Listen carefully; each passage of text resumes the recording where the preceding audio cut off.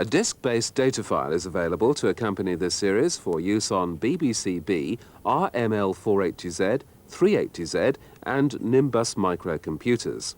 These files are for use with the data retrieval packages Inform or Quest.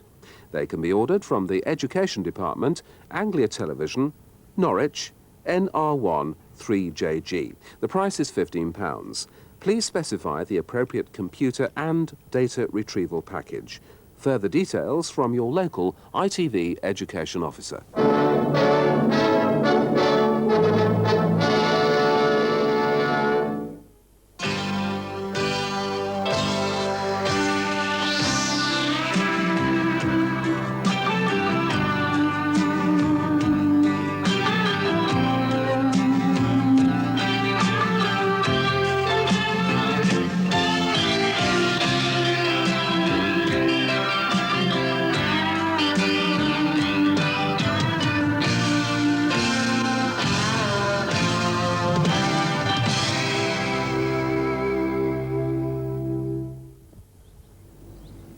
Just listen quietly.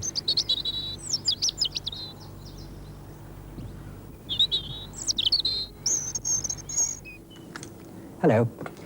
It's a lovely little bird, the robin, and a lovely song. But we're not going to talk about robins particularly. We're going to talk about some other animals that are, in a sense, associated with them. You'd never believe this, but we're going to think about a huge, big elephant, African elephant, and a gentle, dainty impala.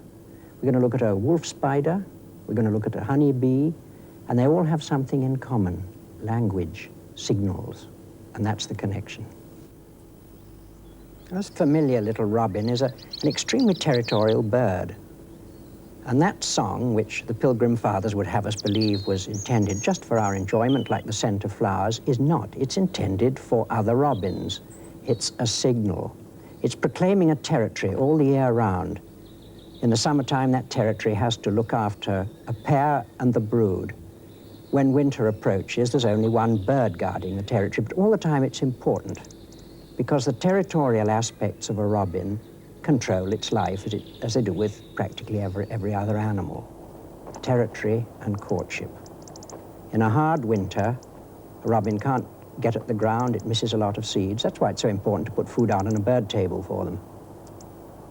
But the little calls, the little communications are always warning other robins that this is my plot and you move over somewhere else. That's what the whole thing is all about.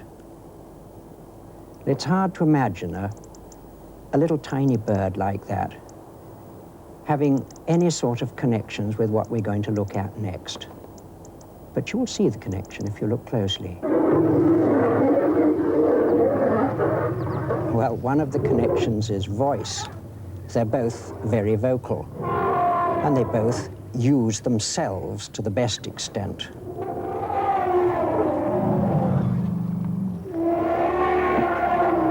By using themselves, I mean simply putting on a personal presentation of themselves to the most formidable effect. Now, look at this old cow elephant here.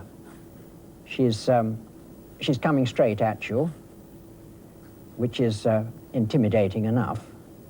But when you analyze all the things she's doing sort of out of context, they're all things that she'd be doing all the time. Her great ears are flapping, but then she flaps her ears to keep cool.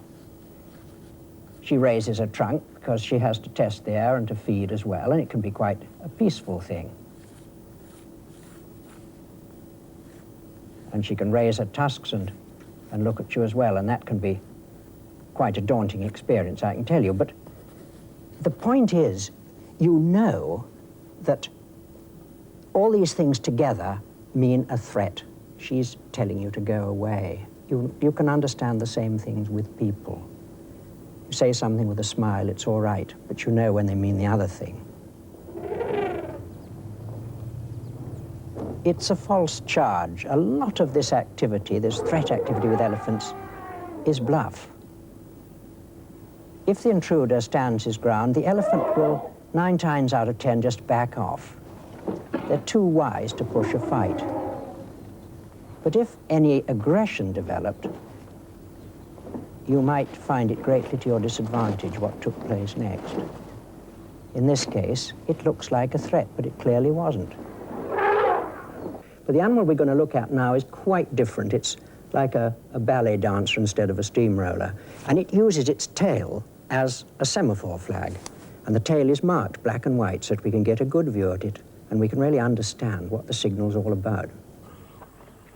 But whether we can understand the signal is neither here nor there. The important thing is that the impala should. Impalas live way down in Botswana and southwest Africa and across to Namibia, and they're one of the most beautiful little impalas, but very heavily threatened by hunting. Dainty little antelope with that tail erect, black stripe down the middle, white like a rabbit underneath, and there is a dominant male, and there is a less dominant male with his tail down. Now their structure is this. A dominant male will have a harem of females, and he'll be the whole time rounding them up and making sure that no other young males cut any of them out. And it's a constant conflict, so that the tail aloft means I'm in charge. That one seems just a little bit uncertain. No, he's more sure of himself now. When they come together, sometimes at waterholes, and places of that kind, where you get two dominant males together with their own harems, then things do begin to get a little bit out of hand. And the old story raises its head as to which dominant male is the most dominant. Now that one isn't very sure of himself, the tail right down and running. But at the same time, he's trying his luck. And then up goes the tail when he feels his luck has been fulfilled.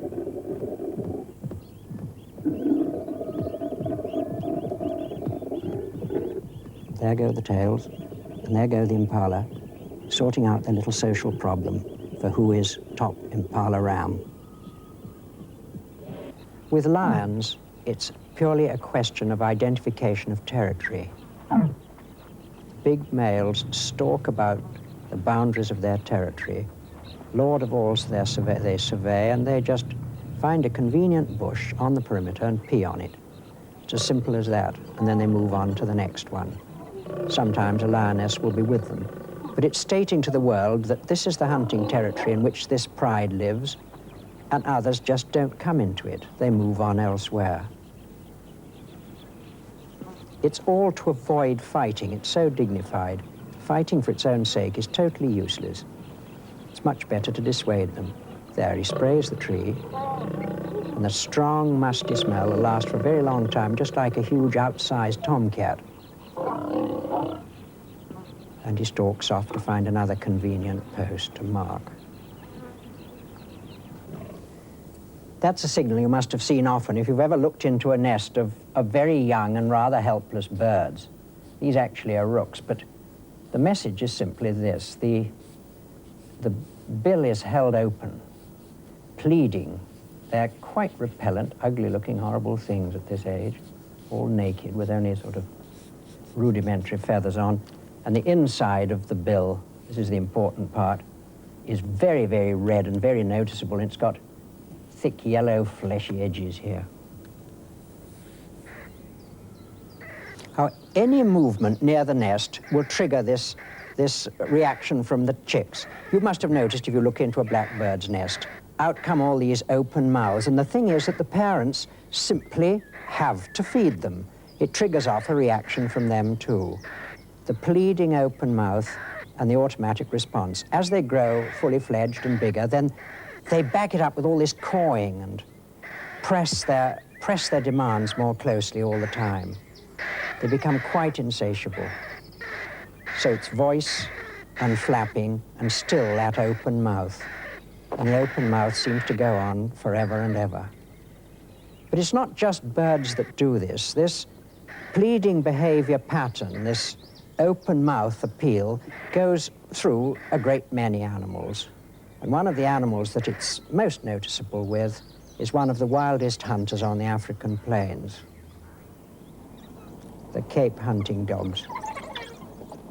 Here's a bitch with her litter, behaving just as any domestic bitch would with her litter, but look at the puppies, and they're on four legs and they're very active, but their gestures are very much the same as the young rooks.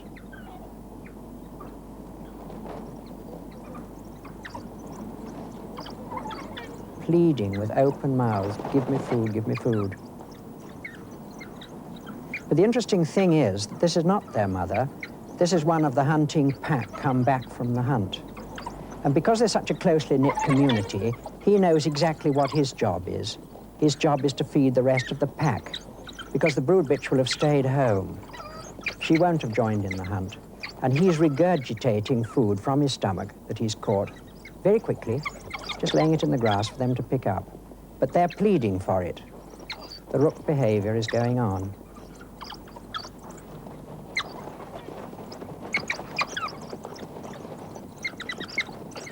Always licking around the mouth.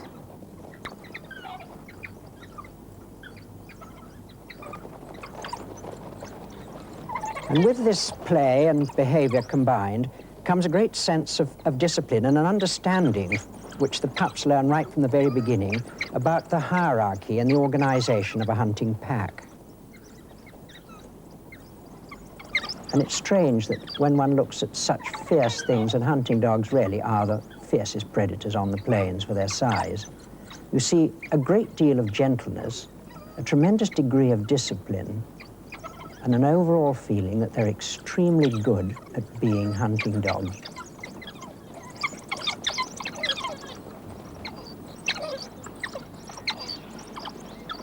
Now with the rooks, in a sense, the same sort of thing is going on. Our chicks have grown up. There's no hierarchy. There's just the adult pair. But it's interesting to note that the female is now strengthening the pair bond by pleading with the male for food. So this pleading gesture of birds, young birds, gradually gets right through into the adults and becomes part of the courtship ritual in a great many species. Well, now, the things we've looked at up to now have been warm-blooded animals, fairly well up the animal ladder, and it's easy enough for us to understand what the signals are all about. But going right down to the bottom, we find something which we cannot understand at all. There's an animal that seems to be pleading, but actually I think he's pleading for his life, and pleading with boxing gloves on. The animal is a wolf spider. What's going on is something that perhaps we can't instinctively understand, but if we look at it and take what we do know about the sequence of events, perhaps something will come from it all. This we know is the male. And these strange signals must mean a great deal to him. But those palps that he's using, that look like big black boxing gloves, are used for nothing whatever else but signaling to that female. Now, we can't understand any female responding to anybody that look quite like that anyway. Come to that, it fits exactly the other way around. Both of them look very forbidding indeed. We know that she would eat him, could eat him, will eat him if she's not satisfied with his performance. But he wants to mate with her. So it's a question of getting a mate or providing a meal for her. It's a somewhat perilous situation. All one can say is that signaling, communication to wolf spiders must really be a matter of life or death.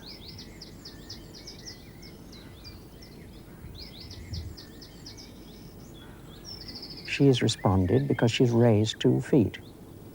And she holds them there, statuesque in the air. He's still moving, he's still carrying on. We just don't know whether he's having success or not, or whether he's looking disaster in the face. Well, there he is. He makes King Kong look like a beauty queen. You know, it's an interesting thing how animals like this that are fairly close to us, they're appealing and we somehow identify with them and we like them, but there are so many animals, particularly insects, that we somehow can't get close to. But they've been here for a long time and they've got a right to be what they are. Well, for all that, it's lovely to be looking at something that's beautiful by anybody's standards.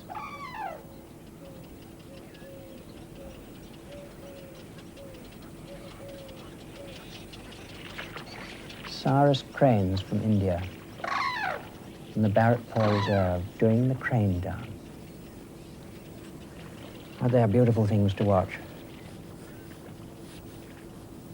It's as if some choreographer worked out a dance that embodied all the actions that they normally have when they're just about their business, just being cranes, and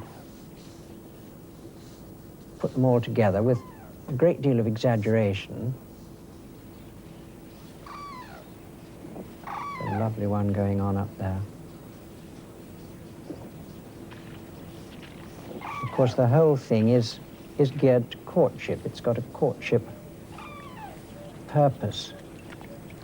Great exhibitionists trying to make themselves look taller and lovelier than the one next to them.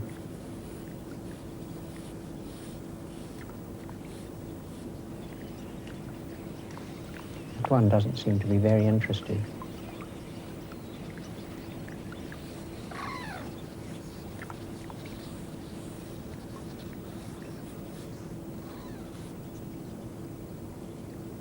There's an egret in the background.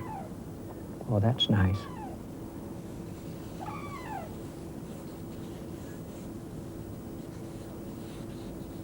Wow, great deep bow there.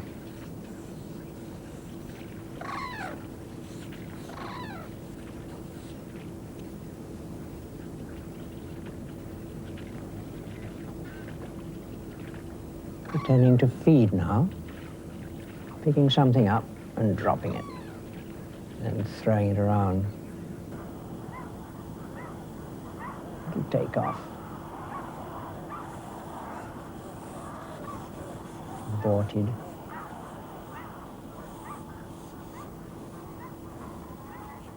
Lands again.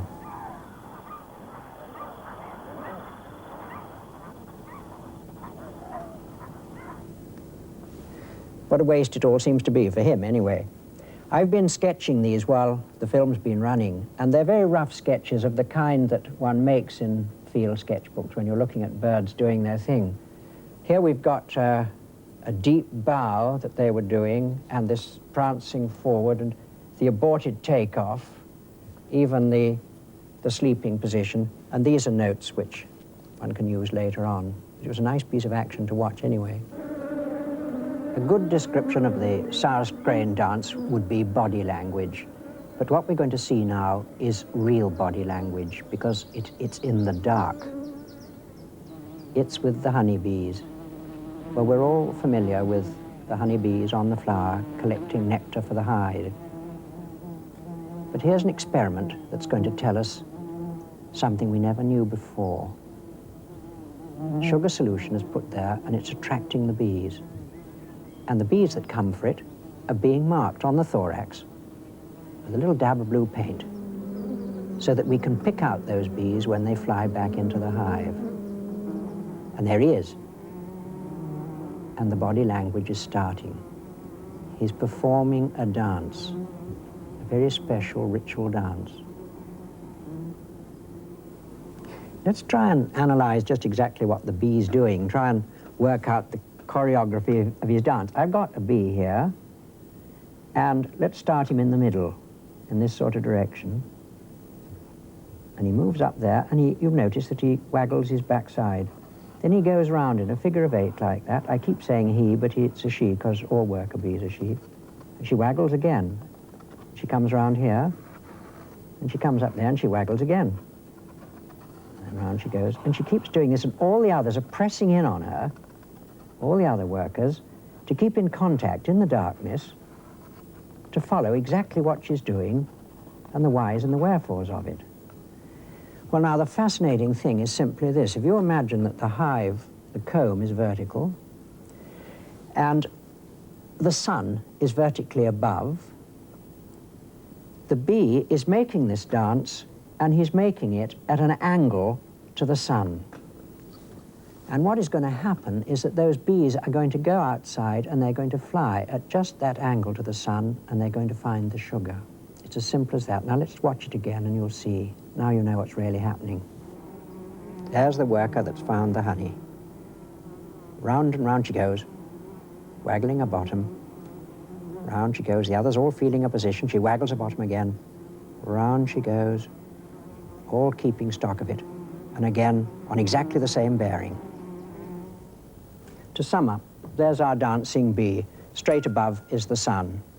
The blue line is where the nectar's to be found. And when they get out, they'll take that angle and they'll go straight and find it. But we're going to end now with a song we just don't understand at all. I wish we did.